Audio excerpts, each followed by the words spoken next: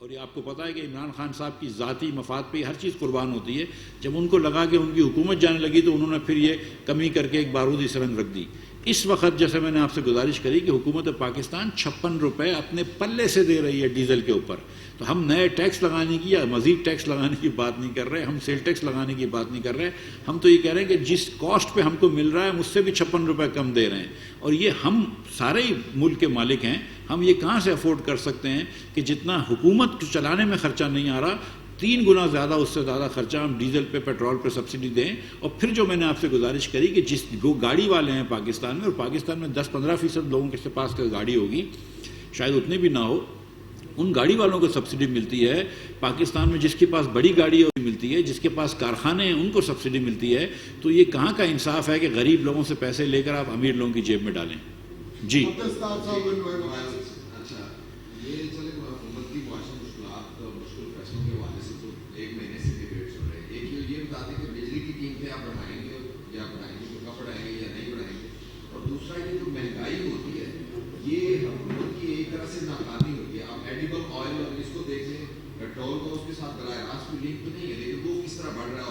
آپ نے بہت شکریہ آپ کا. یہ بات آپ کی درست ہے کہ مہنگائی جو ہے وہ حکومت کی, اس کو ناکامی سمجھنا چاہیے. اور جیسا کہ عمران خان صاحب کہتے تھے کہ وہ ٹماٹر یا پیاز کی قیمتوں کے لیے نہیں آئے ہیں, ہم تو یہ ہر وقت کہتے ہیں کہ ہم تو قیمتوں کے اوپر نظر رکھنے آئے ہیں. شہباز شریف صاحب کا اولین کام یہ ہے کہ وہ قیمت پہ نظر رکھے, اور میری بھی اولین ذمہ داری یہ ہے کہ میں قیمت پہ نظر رکھوں. تو اس میں کوئی دو رائے نہیں ہے.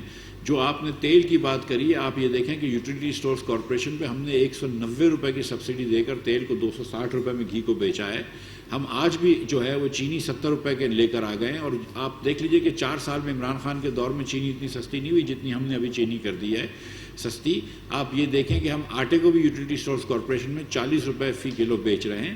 لیکن اس وقت اگر خوردنی تیل کی قیمت, انڈونیشیا نے بین لگا دیا تھا, اس کے بعد خوردنی تیل کی قیمت اگر دنیا بھر میں بڑھ جاتی ہے اور 1200 یا 1100 ڈالر سے بڑھ کے 1650-1700 ڈالر ہو جاتی ہے, تو اس میں تو پھر ہم دوش اس میں ہمارا قصور تو نہیں ہے, لیکن یہ ہماری ذمہ داری بہرحال ہے. اور انشاءاللہ کوشش کریں گے کہ جیسے روپیہ نیچے آتا ہے, روپیہ بڑھتا ہے اور ڈالر نیچے آتا ہے, تو یہ چیزیں سستی ہوں گی. اور مجھے اللہ تعالیٰ کی ذات سے امید ہے کہ یہ جو آج ہم نے بڑا مثبت قدم لیا, اور میں آپ کو بتاؤں کہ کسی بھی وزیر اعظم کو 30 روپیہ بڑھانا آسان نہیں ہوتا ہے. یہ بہت بڑا فیصلہ شہباز شریف نے لیا ہے.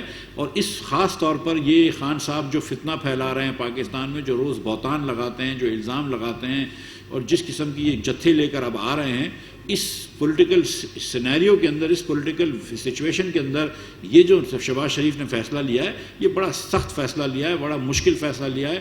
لیکن آج بھی یہ جو بات ہوئی ہے, میں آپ کو سچ بتا رہا ہوں کہ خواجہ آصف صاحب نے یہ کہا کہ ہم اگر اپنی سیاست بچائیں اور اس میں اگر ریاست ڈبا دیں تو یہ فیصلہ ہمارے لیے کوئی حکمت والا فیصلہ نہیں ہے, کوئی بہتر فیصلہ نہیں ہے. اور ہم یہ سب سمجھتے ہیں کہ اگر ہماری سیاست ڈوبتی ہے لیکن اگر ہماری ریاست بچ جاتی ہے تو وہ بہت اچھی بات ہے. تو یس, وی انڈرسٹینڈ, ہم یہ سمجھتے ہیں کہ ہمارا سیاسی کیپٹل اس سے کم ہوگا. یہ بڑا مشکل فیصلہ ہے, ہمیں یہ پتہ ہے کہ اس پہ بہت تنقید ہوگی, لیکن اس وقت ریاست ہمارے لیے جو ہے اس کا اور اس کا انٹرسٹ, ریاست کے مفاد ہمارے لیے محترم ہے اور اس کو بچانا ہمارے لیے ضروری ہے.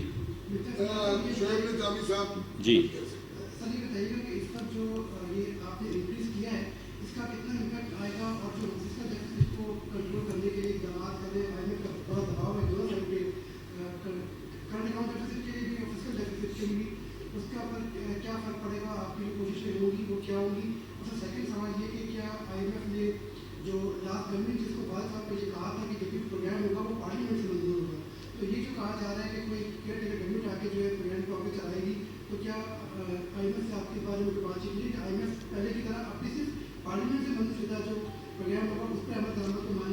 جی, پہلے تو یہ میں آپ کو خبر دے دوں اگر آپ کو نہیں ہے کہ کیئر ٹیکر گورنمنٹ آئے گی, ضرور آئے گی, لیکن اگست 2023 میں آئے گی, اس سے پہلے نہیں آئے گی انشاءاللہ.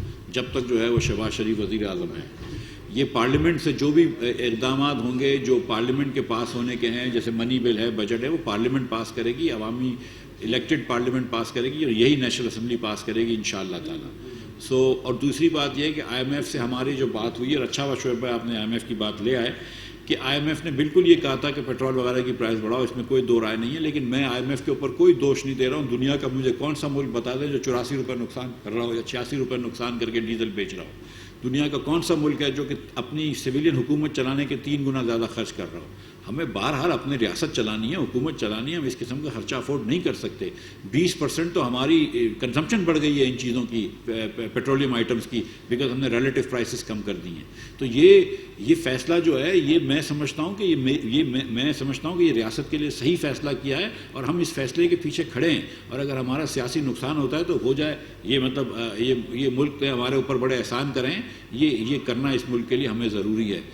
جہاں تک آئی ایم ایف کی بات ہے تو بھائی دیکھیں، آئی ایم ایف سے انشاءاللہ بات ہو رہی ہے، بڑی اچھی بات ہوئی ہے، مثبت بات ہوئی ہے۔ یہاں پہ جو بھی بات آپ لوگوں نے کی ہے، آئی ایم ایف سے مثبت بات ہوئی ہے، اور میں آپ کو یقین دلا رہا ہوں کہ اب یہ جو آج اسٹیپ ہم نے لیا ہے، اس کے بعد آئی ایم ایف سے اور مزید مثبت بات ہو جائے گی، اور مجھے لگتا ہے کہ جو اگلے سال کے جو ٹارگیٹس آئی ایم ایف کہہ رہا ہے اور جو میں کہہ رہا ہوں، اس میں اتنا زیادہ فرق نہیں ہے۔ انشاءاللہ آپ دیکھیں گے کہ ہم بہت جلدی جو ہے وہ آئی ایم ایف سے ساتھ ایک اسٹاف لیول اگریمنٹ کر لیں گے۔ شاکر عباسی صاحب، نیو نیوز۔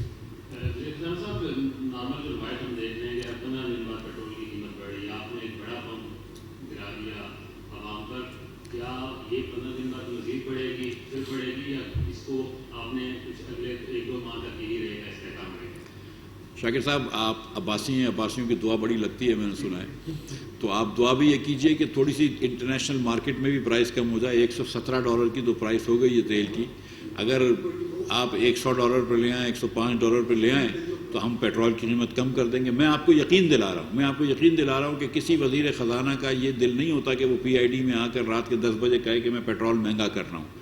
کسی وزیر اعظم کا یہ دل نہیں ہوتا کہ وہ رات کے 10 بجے اپنے گھر پہ آ کے یہ سمری سائن کرے کہ تم پیٹرول مہنگا کر دو، کسی کا نہیں دل ہوتا ہے، ٹھیک ہے۔